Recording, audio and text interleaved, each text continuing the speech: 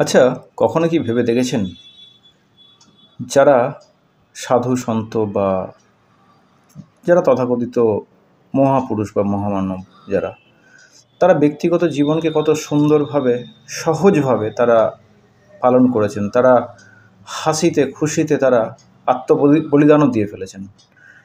তো এই যে এত খুশি থাকার, এই যে ভালো থাকার, এর পিছনে তাদের রহস্যটা কি কোথায়? আমরা সাধারণ মানুষ তো এই খুশিতে থাকতে পারি না, এই খুশি আমরা অর্জন করতে পারি না।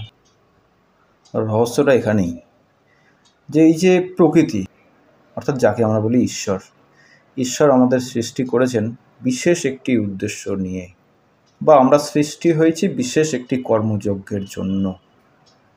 এবার যারা সত্যিকারের জ্ঞানী, অর্থাৎ যাদের আমরা মহাপুরুষ বা সাধু সন্ত যাদেরকে আমরা বলি, তারা কিন্তু সেই ঈশ্বরের নির্দেশটিকে সঠিকভাবে তারা পালন করেছেন বা করে থাকেন, যে কারণে তারা কিন্তু সুখী।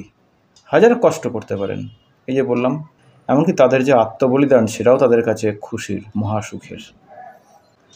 অথচ আমাদের সাধারণ মানুষ কোনো কর্মকাণ্ডে থাকি বা না থাকি, আমরা অধিকাংশই মহা দুঃখী।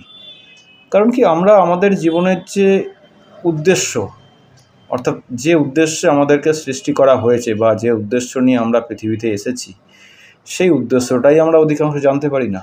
আমরা তো আরাম ব্যারামের মোহে পড়ে আমরা নিজেদের উদ্দেশ্য দেখি আমরা দূরে সরে যাই, স্বার্থপরতার মতন জীবনযাপন করার চেষ্টা করি। ফলস্বরূপ আমরা কষ্টের ফাঁদের মধ্যে আমরা নিজেদেরকে নিমজ্জিত করে